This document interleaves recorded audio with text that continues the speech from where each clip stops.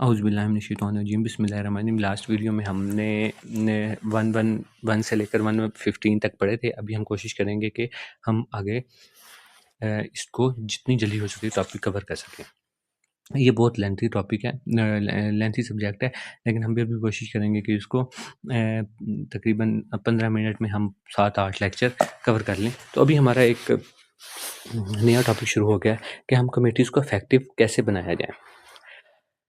अच्छा, तो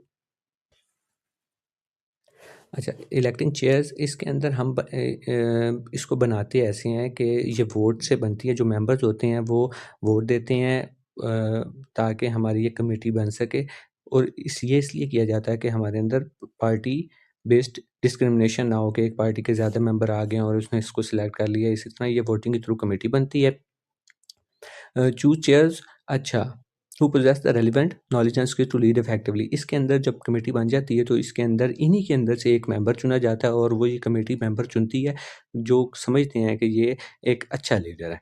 constitution timing, अच्छा, कमेटी बनानी कब है? आपने फर्स्ट सेशन जो होगा इलेक्शन के बाद, फर्स्ट सेशन असेंबली में जो होगा इलेक्शन के बाद, उसके अंदर आपने कमेटीज़ बना देनी है। कब बनानी है? इलेक्शन के बाद जो भी पार्लियामेंट में फर्स्ट सेशन होगा उसके अंदर आपने कमेटी बना देनी है।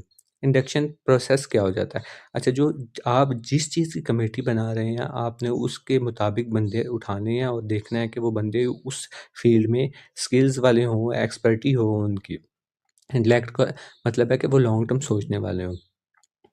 अच्छा, हाँ, वो जो बंदे आपने उठाने हैं उनको उनके टास्क आपने डिफ़ाइन करने हैं, उनको पता होना चाहिए कि उनकी रोल्स, रिस्पॉन्सिबिलिटी, ये सारा कुछ लिखा होता है। अच्छा, encourage feedback from members on budget proposal to ensure priority spending. तो ये तो लाज़मी बात है कि आपने फीडबैक लेना है ताकि पता चले कि आपने किस-किस चीज़ पे पहले स्पेंड करना है।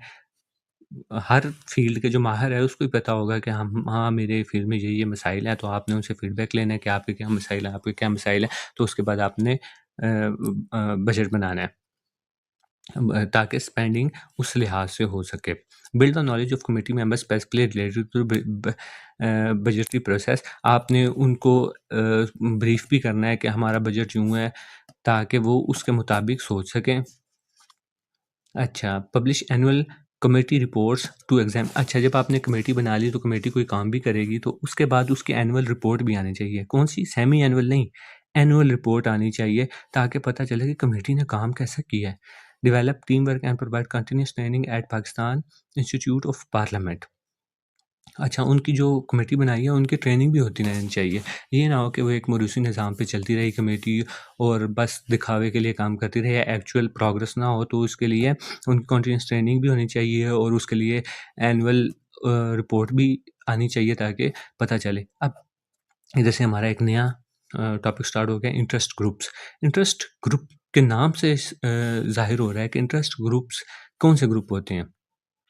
अच्छा, इसके अंदर ये जो डेफ़िनेशंस वगैरह ये नहीं लिखी हुई थी, ये मैंने खुद ऐड की हैं काफ़ी ज़्यादा चीज़ें, और लेकिन लेकिन बेसिक मकसद है आपको एक कंसेप्ट देना। आप इस लेक्चर को सुनेंगे तो आपको कंसेप्ट आ जाएगा। जैसे कि मैंने पहले कहा था कि जो लाइन के एंड पे ये कुछ डिजिट लिखे आ रहे हैं, जैसे 43, 44, 45, 45, 45, इस तरह के जो भी डिजिट हैं इसको आपने इग्नोर करना है काइंडली। इंटरेस्ट ग्रुप वो ग्रुप होते हैं जो कि अपने मकासद के लिए काम करते हैं। अच्छा, जिस तरह के आपके चैम्बर ऑफ कॉमर्स ले लें, ठीक है? या आपकी ट्रांसपोर्ट कमेटी ले लें पाकिस्तान की, तो वो क्या करते हैं? वो चाहते हैं कि हमारे मफ़ाद में फ़ैसले हों, चाहे गवर्नमेंट पाकिस्तान की आवाम के लिए जो भी हो, हमें उससे मकसद नहीं है, सिर्फ़ हमारे काम के लिए हमारा फ़ायदा हो।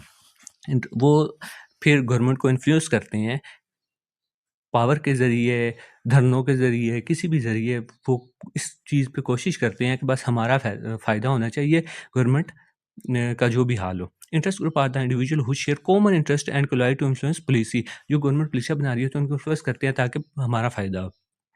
Group types, these interest groups can be economic भी हो सकते हैं, पॉलिटिकल, रिलीजियस, साइकोलॉजिकल भी हो सकते हैं। Group attempt to move public policy from an equilibrium toward alternative policy positions. ठीक है? अल्टरनेटिव पॉलिसी पोजीशंस कौन-सी होती है जिसमें उन्हें फ़वाइद हासिल हो रहे होते हैं। इंटरेस्ट ग्रुप, पब्लिक सेक्टर के जो इंटरेस्ट ग्रुप हैं, वो कौन-से होते हैं? Include ministries and autonomous body होती है। पब्लिक सेक्टर जो कि लोगों की हेल्प के लिए बनाई जाती है। अभी सवाल पेपर में आया था प्राइवेट सेक्टर जो होता है, इसमें से किसी प्राइवेट सेक्टर के 2-3 इंटरेस्ट ग्रुप के नाम बताएँ।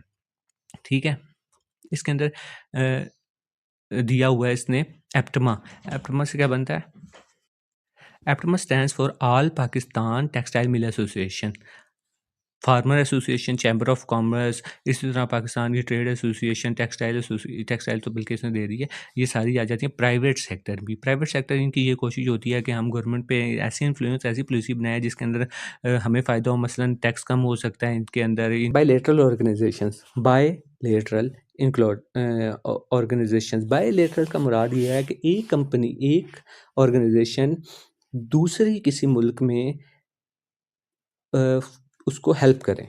बायलैटरल, दोनों तरफ से, एक मुल्क किसी चीज़ को एड देता है तो उससे कुछ लेता भी है, लेकिन इसमें बायलैटरल ऑर्गेनाइजेशन वो ऑर्गेनाइजेशन होती है जो कि one country like America provide aid loan to specific country like Pakistan, जो किसी मुल्क को हेल्प करता है। इसके अंदर कौन सी आ जाती है? यूएस एड आ जाती है।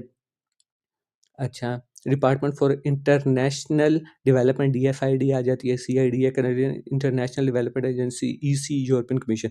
इसके अंदर जब आप पढ़ेंगे तो इसके अंदर सिर्फ ये DFID CID इसी तरह लिखा था, ये आगे आप एक नज़र देख लीजिएगा, ये वैसे पेपर में आता नहीं है। अच्छा, कुछ एनजीओज भी होती हैं, नॉन गवर्नमेंट ऑर्गेनाइजेशन होती हैं। एनजीओज क्या करती हैं? एनजीओज पब्लिक वेलफेयर पे काम करती हैं, और उनको फंड कौन करता है? उनको फंड भी पब्लिक ही करती है। ठीक है? अच्छा, ये इंटरेस्ट ग्रुप में आए, अभी मैंने आपको पहले बताया था कि इंटरेस्ट ग्रुप जो होते हैं वो लॉ मेकिंग पे इफेक्ट करते हैं फॉर देयर ओन बेनिफिट। ठीक है? Public sector influence, public sector कौन सा होता है? जो कि अवाम की फलाह व बहबूद के लिए काम करता है। इसके अंदर हम पढ़ के आए हैं, मिनिस्ट्रीज एंड ऑटोनमस बॉडीज आती हैं। They influence policies affecting themselves such as salary raise and promotions. ठीक है, कि जो भी हमारी अवाम काम कर रही है, जिस तरह अभी पिछले दिनों minimum ways of labour government ने रखी थी, तो वो पब्लिक सेक्टर इन्फ्लुएंस की वजह से होता है। इंटरनेशनल इंटरेक्शन, अच्छा, these interact with ministry officials in formal meetings regarding loans and macroeconomics reforms। तो ये कौन सी मीटिंग्स होती हैं? फॉर्मल मीटिंग होती है। प्राइवेट सेक्टर चैनल्स, अच्छा, influence is exerted through standing committees, task forces and individual film lobbying. अच्छा, कहता है कि अभी ये इन्फ्लुएंस जो होता है गवर्नमेंट पे, वो किस किस तरीके से हो सकता है? वो कमेटीज़ के ज़रिए होता है, कोई टास्क फोर्सेज होती है जिनका स्पेसिफिक काम होता है, उनके ज़रिए हो सकता है, और इंडिविजुअल फिल्म लॉबिंग होती है, लॉबिंग की जाती है ताकि उसकी जो पॉलिसीज़ हैं उनको मैनिपुलेट किया जाए। प्राइवेट ग्रुप, अच्छा, इसके ज़रिए वो क्या-क्या करते हैं? वो वर्कशॉप्स भी करते हैं, पिटीशन भी दायर करते हैं, और ब को बातचीत भी करते हैं राउंड टेबल बैठ के, और वर्स्ट केस में जाके वो थ्रेट भी करते हैं कि आप ये कर दें वरना तो हम पहिए जाम हड़ताल कर देंगे, इस तरह की चीज़ें। मीडिया जो होता है, मीडिया हमारा एक बहुत अहम रोल अदा करता है किसी भी चीज़ को दिखाने में या छुपाने में। अच्छा, कोई ऐसी चीज़ होती है मीडिया उनको बढ़-चढ़ा के हाइलाइट कर देता है, हालाँकि वो मसला नहीं होता। तो मीडिया का एक बहुत रोल होता है पॉलिसी मेकिंग में भी। वेस्टेड इंटरेस्ट क्या होते हैं? वेस्टेड का मतलब होता है कि छुपी हुई, मतलब कोई चीज़ किसी के दिल में है। Vested refers to something secured in possession of और assigned to a person. Something that is fixed and cannot be taken by authority. Specific interest for organization or people which they try to maintain in every situation like status. अच्छा, wasted का ये मतलब होता है कि आप को किसी अथॉरिटी या किसी प्लेस की वजह से कोई चीज़ अता की गई, तो आपसे वो चीज़ ले भी ली गई है, लेकिन आपके पास वो जो बेनिफिट्स थे वो आपके पास ही रहेंगे। ठीक है? पर्सनल मोटिवेशन इंक्लूड्स पैरागुअल और personal interest and reason to exert influence. अच्छा, आप किसी पे इन्फ्लुएंस क्यों करते हैं? अपनी फ़ायदे के लिए करते हैं या फिर सोसाइटी के फ़ायदे के लिए करेंगे? लेटेंट इंटरेस्ट क्या होते हैं? लेटेंट वो होते हैं कि जो किसी के अंदर एग्ज़िस्ट करती है लेकिन जो छुपी हुई होती है। लेकिन मेरे दिल में फ़र्ज़ करें कि मेरे दिल में है कि मैंने यूँ करना है या मैं अंदरूनी तौर पे चाहता हूँ कि मेरा ये फ़ायदा हो लेकिन मैं कह नहीं रहा हूँ। Vested interests are latent in intents of people inside और आउटसाइड ऑर्गेनाइजेशन।